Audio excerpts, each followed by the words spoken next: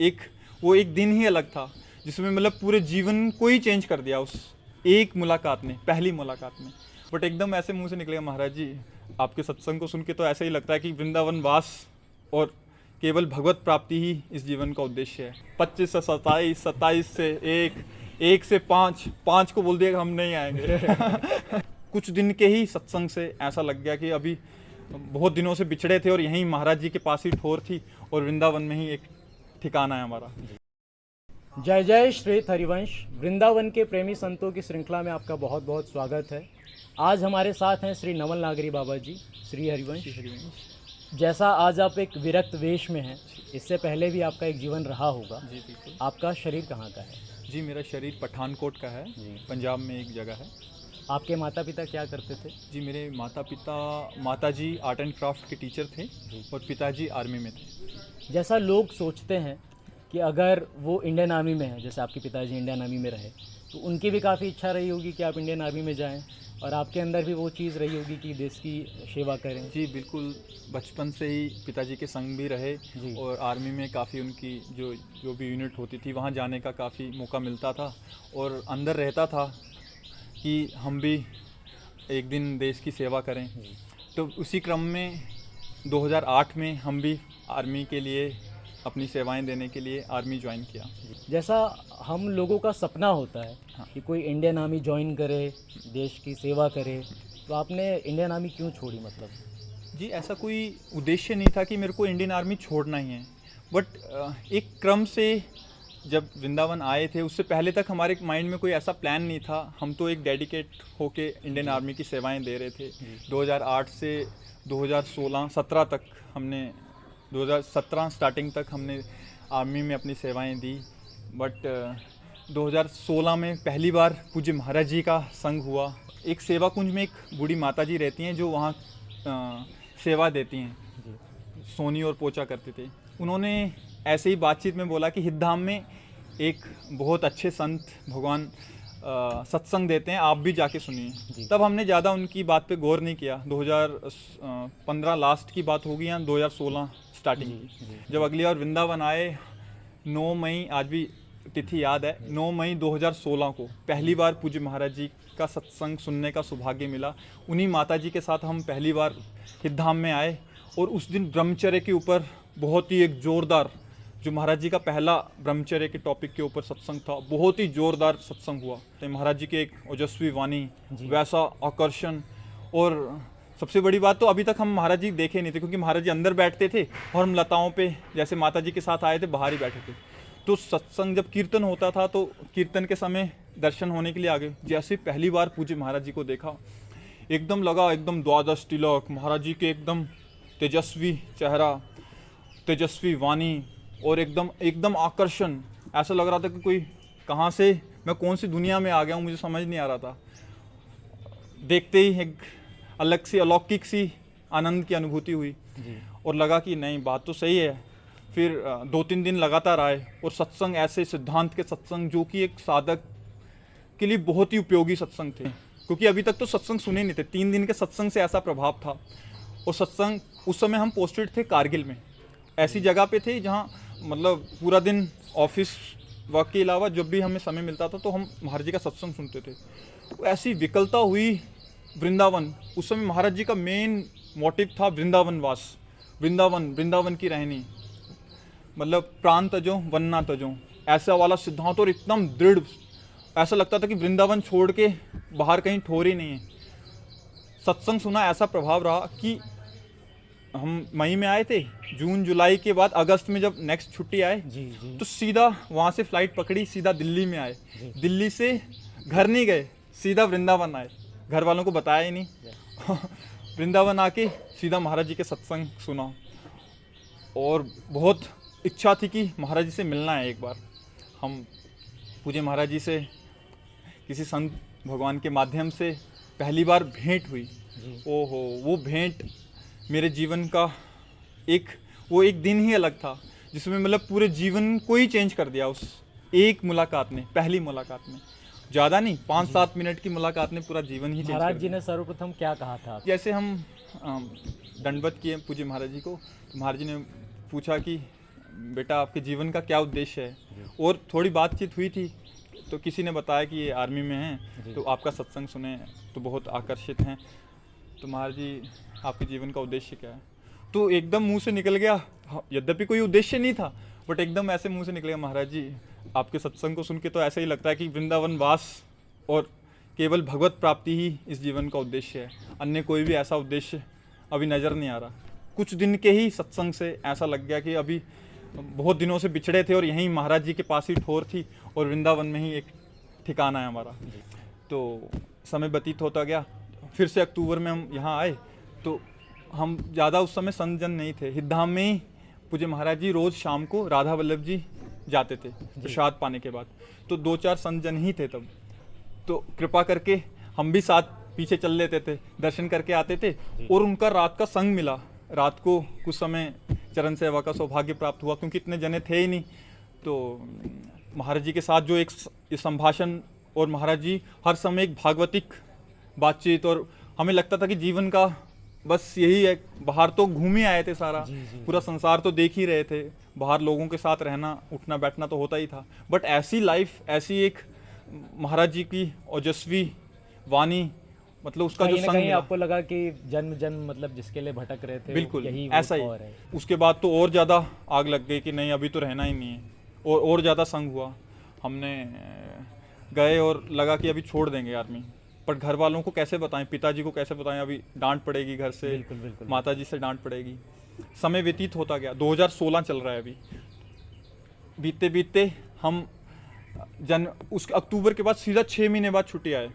वहाँ जाके हमने बोला कि हम नौकरी नहीं कर रहे, तो हमने काफ़ी एप्लीकेशन वगैरह लगाया, बट सब ने बोला कि नहीं अभी तो 3-4 साल 5 साल की और रह गई है, तो आप नौकरी तो कर ही लीजिए, सरकारी नौकरी ऐसे मत छोड़िए, पेंशनेबल सर्विस है आपकी, तो पेंशन लेके फिर जैसे रहना होगा आप रहिए। काफ़ी सारे इंटरव्यू वगैरह वहाँ हुए, बट किसी ने छोड़ा नहीं। फिर लास्ट में बोला तो कहाँ जाना है, हमने बोला हमें मथुरा ही रहना है। तो उन्होंने बोला तेरी मथुरा पोस्टिंग करा देते हैं, तो मथुरा पोस्टिंग उन्होंने करा दिया। जैसे मथुरा उन्होंने पोस्टिंग करा दिया, अभी हमारी मार्च में हम छुट्टी आए कि ठीक है मथुरा तो पोस्टिंग आ ही गया है, अप्रैल में ज्वाइनिंग करेंगे लास्ट तक, और मार्च में हम 17 मार्च 2017 जी घर में बोले कि हम 2 दिन के लिए वृंदावन जा रहे हैं। माता जी को लग गया था थोड़ा थोड़ा डाउट कि ये कहीं गड़बड़ करेगा लग रहा है, बट हमें कोई ऐसा आभास नहीं था। हम सोचा कि ठीक है हम वापस आ जाएंगे 2-3 दिन उधर रह के। तो हमने 21 तारीख की फिर से बैक रिजर्वेशन करा ली, और 17 तारीख को हम यहाँ आ गए। 18, 19, 20 बढ़ता गया। 21 तारीख को मेरे धक धक धक धक ऐसे होने लगे कि आज जाना है, तो अभी जाना है तो इसके नाम से कैसे जाएं, बिल्कुल मन नहीं है। फिर हमने सोचा कि 1 महीने की छुट्टी तो आए ही, तो घर में फ़ोन किया कि हम 2 दिन बाद और आएंगे, किसी कारणवश हम 2 दिन और यहाँ रहेंगे। उन्होंने बड़ी मुश्किल से माने, कह रहे क्या रखा है अभी घर में आओ, ये है वो है। तो 23 तारीख की रिजर्वेशन करा लिया तत्काल में। फिर 23 तारीख आ गई, फिर घर में फ़ोन किया, फिर बोले कि 25 को आएंगे, 25 से 27, 27 से 1 से 5 को बोल दिया कि हम नहीं आएंगे। घर में लड़ाई और गाली पे गाली, मामा जी का फ़ोन आ रहा है, पिताजी का फ़ोन आ रहा है, माता जी का बार बार 60 मिस कॉल हैं, हम उठा ही नहीं रहे।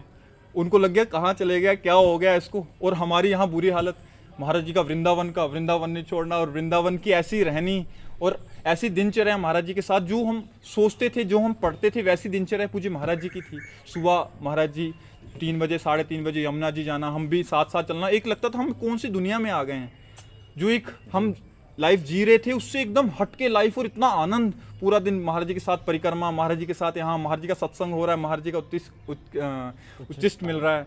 तो बहुत ही आनंददायक वो दिन निकले। 5 तारीख को घर वालों को मैंने स्विच ऑफ करके फ़ोन रख दिया। उसके बाद घर वाले वृंदावन आ गए, और यहाँ आके माता जी तो पता ही है एकदम रोना गाना। माता जी ने कितना विरोध किया? काफ़ी विरोध हुआ। विरोध माता जी, पिताजी और मामा जी, ताऊ जी, चाचा जी, सारे गाँव बारी बारी 1-1, 2 दिन छोड़ के, किस लिए, क्या है वो है।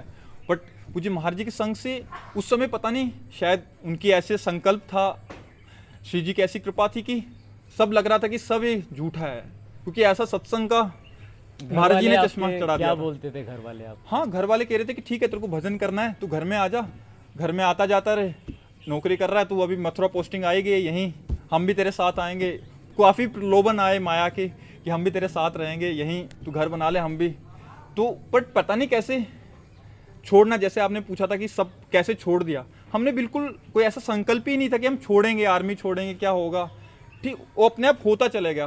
केवल संत महापुरुषों की कृपा से सब कैसे अपने आप संभव छूट हो गया। सब कैसे छूट गया, हमें वो भी नहीं पता कि हमें ऐसा करेंगे ऐसा नहीं करेंगे, केवल महाराज पूज्य महाराज जी के संकल्प से। आपके घर वालों ने ऐसा नहीं कहा कि हम मर जाएंगे तुम्हारे बिना? बिल्कुल, नहीं जी ये पाएंगे, सब हुआ, suicide सब कर हुआ, लेंगे। काफ़ी श्राप लगे हम तू कभी सुखी नहीं रहेगा, ये है वो है। बट आपको सच्ची बात बताएं, आज 2016 से 2017, आज 2022 चल रहा है। जी।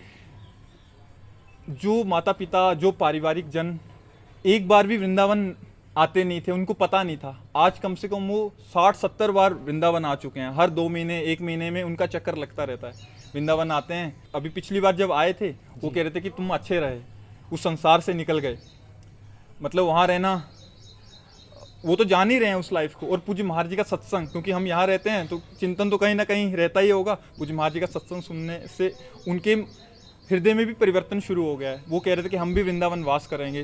पिछली बार आए थे, यहाँ ढूंढ रहे थे अपना घर वर, यहाँ हम रहेंगे। तो देखो कैसी महापुरुषों की कृपा, जैसे पूज्य महाराज जी और संत जनों के मुखारविंद से सुना है कि 21 पीढ़ियाँ तर जाती हैं। हम तो प्रकट में देख रहे हैं, जो मामा जी, चाचा जी, फूफा जी कभी नहीं आए थे, वो कम से कम 20 बार आके यहाँ मिल चुके हैं। वृंदावन महिमा अमृत में पूज्य महाराज जी के श्रीमुख से सुनते थे कि एक बार जो वृंदावन आ जाए वो नरक नहीं जाता। यहाँ बिहारी जी के दर्शन, राधा वल्लभ जी के दर्शन, राधा रमन जी के दर्शन, यहाँ पग पग पर, एक एक पग पर अश्वमेध यज्ञ का फल मिलता है और कोटि अश्वमेध यज्ञ का फल मिलता है। कितने वर्ष हो गए आपको कि आप वृंदावन से बाहर नहीं गए? जी 2017 में, जैसे हमने बताया, मार्च 2017 जी। से हम स्थायी रूप से पूज्य महाराज जी की कृपा से ही वृंदावन वास कर रहे हैं, आगे भी वही संभालेंगे। उन्हीं के संकल्प से, उन्हीं की कृपा से ये जीवन यात्रा यहाँ तक पहुँची, उन्हीं का संग मिला, उन्हीं का सब एक देखा जाए तो पूज्य महाराज जी का संग से ही सब परिवर्तन संभव भी था। और अगर उनका संग, भले हम वृंदावन वास करते, अगर पूज्य महाराज जी का संग, श्री जी की कृपा नहीं होती तो हम कभी भी यहाँ टिक नहीं सकते थे। ठीक है, हमारे अंदर संकल्प हो सकता था शायद कि चलो हम वृंदावन वास करेंगे, अपना उद्धार करेंगे, बट जिस मार्ग में, जिस उपासना में उन्होंने हमें जोड़ दिया, वो मतलब अतुलनीय है, उसकी कहीं भी कथन नहीं कर सकते, हमारे जिव्या से हम उसका वर्णन नहीं कर सकते। कैसी कृपा का अनुभव हो रहा है और हम कैसे बताएं। जैसे पूज्य महाराज जी कभी अपने सत्संग में कहते हैं, जन्म जितायो, वैसे जीत गए और वो आगे भी वही जिताएंगे जैसा भी है। आज उनकी कृपा से वैसे चल रहे हैं, आते हैं उतार चढ़ाव, इस मार्ग पे चलने पे भी आते हैं काफ़ी।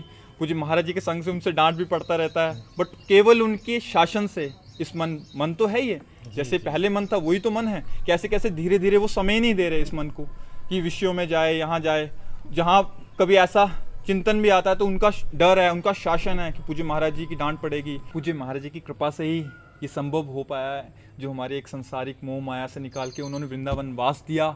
उसके बाद 2016 से जो जैसी जीवन यात्रा आज 2022 तक चली, और कैसे कैसे वो लेके आए हैं वो तो मेरा हृदय जानता है और पूज्य महाराज जी जानते हैं कैसे कैसे उन्होंने यहाँ तक पहुँचा दिया है। और इसकी भी चिंता नहीं है, क्योंकि उन्हीं की कृपा बल से ही बात कह रहे हैं कि इसी की भी चिंता नहीं है कि आगे कैसे निर्वाह होगा। वो सामर्थ्यशाली गुरुदेव भगवान हैं, सामर्थ्यशाली श्री जी हैं, वो कैसे ही आगे लेके जाएंगी, जैसे वो यहाँ तक लेके आए हैं, जैसे वो आगे रखें, श्री जी जाने, गुरुदेव जाने।